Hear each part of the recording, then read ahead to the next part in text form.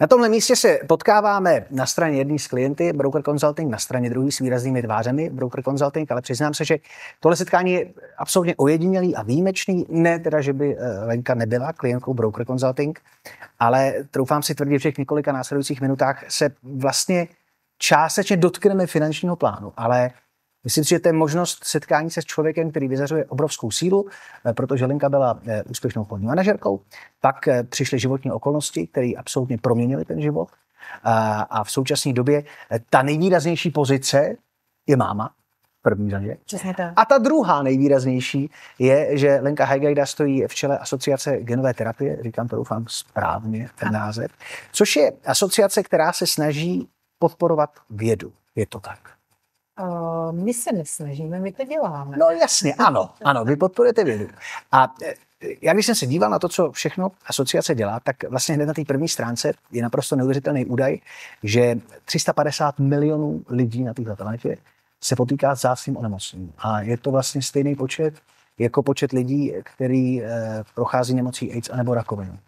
A přitom, když to vezmu úplně tak jako lakonicky, tak ta mediální pozornost se vlastně vůbec těch nemocí netýká. Čím si to vysvětlí? Kde se stala chyba? Myslím, že hlavním důvodem je, když se řekne vzácné, tak si právě lidé představí, že se to týká jenom nějakého malinkého počtu lidí a je pravda, že těch diagnóz je velký počet, okolo 6, dokonce se udává až 8 000 různých diagnóz, ale když právě všechny ty lidi se vzácným onemocněním dáme na jednu kupu, na jednu misku vah a na druhou misku vah dáme lidi s rakovinou a AIDS, tak jednoznačně ty lidé se vzácným onemocněním převažují. A proč se jim nevěnuje tak velká pozornost? Je to příliš složitý? Nedá se na to použít ta mediální zkratka, která je v téhle době strašně podstatná? Myslím, že to bude hlavním důvodem. Je to právě otázka i změny úhlu pohledu, že se na to nemusíme dívat jako na jednotlivou diagnózu, ale právě na skupinu lidí, kteří potřebují nějaký silně individualizovaný přístup. A pak když se na to díváme na skupinu vzácných onemocnění lidí se vzácným onemocněním, tak se bavíme najednou v České republice jenom o více než 500 000 lidí. My můžeme vidět v tom mediálním prostředí spoustu individuálních příběhů, kdy se podporují jednotlivé osoby dětí i dospělých. Je to, myslím, záslužný a je to vždycky takový hezký důkaz toho, že vidíme, že Česko umí pomáhat. Ten váš příběh by mohl jít vlastně úplně stejným směrem. Vy jste mohla vytvořit sbírku, která by zlepšila život vašemu synovi, ale šla jste právě tímhle směrem. Proč? Myslím si, že tak nějak přirozeně máme v sobě to, že je pro nás přirozenější hledat tu systémovou, dlouhodobou, nějakou strategickou cestu, nebo respektive to řešení, než právě samozřejmě, že pro nás je nejdůležitější kvalita života našeho syna, ale i když bychom mu koupili já nevím co, tak to nikdy nic nezmění. A právě teprve ten přístup toho, jako zkusit změnit to nevylečitelné onemocnění na léčitelné je něco, co může docílit té změny. A to je ten cíl, který je pro nás jako mnohem přirozenější. Asi nevím, jak líp to vysvětlit. Že... Za těch pár let, co asociace existuje, tak vidíte ty kroky, že fakt ta změna je možná díky podpoře, díky tomu, že vás může kdokoliv samozřejmě podpořit, ale zejména díky tomu, co děláte, že fakt dochází k nějaký změně. Tak já jsem o tom bytostně přesvědčená od začátku, jinak bychom do toho ani nešli. Takže já od začátku říkám, že je jenom otázka, není otázka jestli, ale kdy. Kdy se to vlastně podaří, ať už českému vědeckému týmu nebo jakémukoliv jinému vědeckému týmu na světě, tak jsem přesvědčená, že my a naše děti se dočkají toho, že ať už onemocnění našeho syna, Angelmanův syndrom, bude z nevylečitelného léčitelné, a stejně tak celá řada dalších onemocnění. Protože jsem přesvědčena, že jsme na takovém prahu toho období, kdy skutečně procházíme nějakou, skoro bych to nazvala krásný název doba genová, kdy opravdu jsme jako nějakým revolučním období v této oblasti. Jak člověk může přispět sám? Co může udělat? A v jakých řádech se třeba pohybujeme tak, aby ten příspěvek dával smysl? Teďka v tuto chvíli jsme ve fázi výzkumu, kdy částka 20 milionů korun může zafinancovat celou další fázi výzkumu, což znamená přesně tak.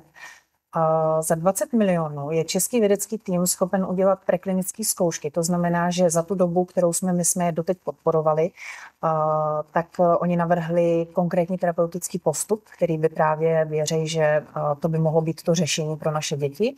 A za 20 milionů oni jsou schopní to ověřit na zvířecích modelech a dostat to do fáze klinických zkoušek. To znamená k tomu prvnímu podání prvním pacientům. Takže to není to žádný, za prvý je to samozřejmě posunem té vědy, je to vůbec posunem těch principů, které tam jsou uplatňované, kdy není to tak, jak si představíme dřív chemický výzkum, kdy, já nevím, baňky, přelejvání, že jo, každý si představí nějakou takovou laboratoř, tak vlastně v té genetice tam je to jako hledání nějakých principů na kolikrát nějakých modelech, je to víc jako než v té laboratoři, tak i nějaký přístrojový řešení a dostáváme se z řádu nějakých stovek milionů, skutečně třeba na částku 20 milionů na jednu fázi výzkumu, která skutečně to dokáže posunout k tomu léku pacientů. To znamená, i ten drobný příspěvek v řádu stovek, tisíců korun od jednotlivců, tak vlastně může přispět k docela blízkému cíli a v blízké části, která přinese ten zlom. Když to tak vezmu, vy se to zmínila, že syn má Angelmanův syndrom. Mě zajímá, protože když se podívá na ty stránky, tak si přečte celý ten příběh, který z mého pohledu je tam strašně inspirativní pro mě vidět tu sílu toho rodiče. Že já jako rodič někdy se cítím jako vyčerpaný a beznadějný z toho, že mám 2 děti, který zlobí a jsem jako unavený. Ale vidím, že tady je ještě další segment a další cesta, kde člověk musí mít daleko víc síly. Tak to vám děkuji za tu inspiraci, že opravdu člověk vidí, že ta síla bude potřeba. Ale mě zajímá, když se tohle stane, jak moc to promění obecně správu té rodiny, co všechno ta rodina musí najednou změnit. Protože je jasný, že když přichází do dítě, tak má nějaký vize, plány, ale najednou přijde tahle změna, tak co všechno se musí proměnit? Já si myslím, náš úhel pohledu. Oli byl naše první dítě, takže příchod dítěte samo o sobě je tak obrovská změna, že prostě a tím, že my jsme jako neznali nic jiného, tak nám to nepřišlo až tak zásadní. Možná až teprve teďka s příchodem druhého syna si uvědomujeme, nakolik ten náš život byl odlišný. Ale já si myslím, že právě ta síla toho rodiče je prostě nevyčerpatelná.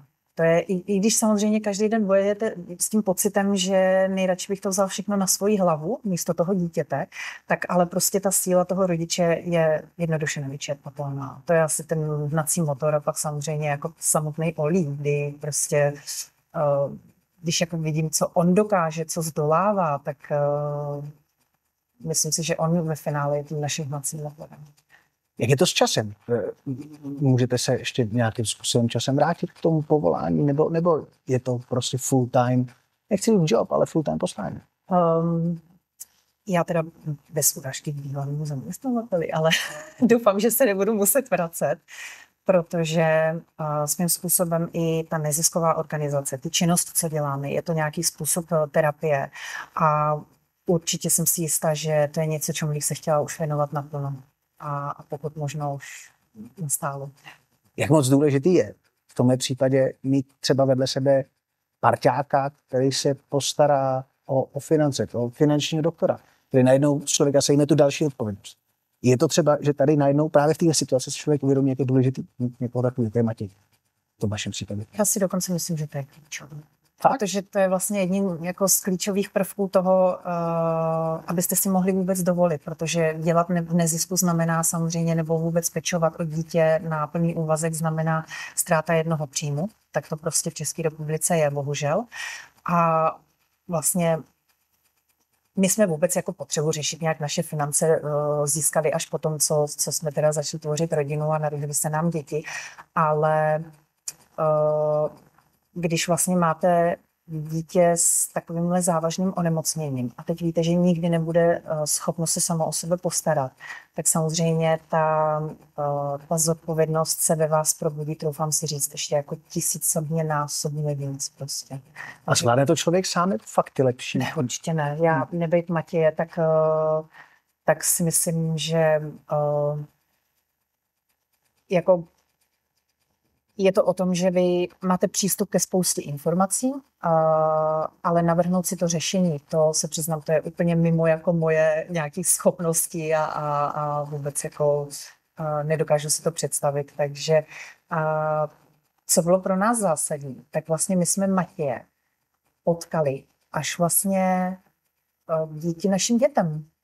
Takže to je přesně taková ta ukázka toho, jak něco opravdu jako negativního ve vašem životě, jak může přinést jako i ty pozitiva. Já poznám nejen Matěje, poznáme se s Anet, poznáme Matějovýho bráchu, maminku a vlastně jsem přesvědčená, že to naše děti nám naše jako cesty svedly. A tím, že vlastně i nás potkal stejný osud, tak tu důvěru to vlastně háže na úplně jinou úroveň. A to si myslím, že když víte, že člověk, který vlastně prožívá úplně to samý, teď poznáte tu rodinu, tak tam jako potom zjistit, že Matěj je vlastně i takovej profík a taková jednička ve svém oboru, tak pro nás už to byla jenom taková třešinka na dortu vlastně. Ještě jedna věc mě zajímá. Jak máte vy ten rozdíl mít jedno dítě a najednou ty dvě? No, tak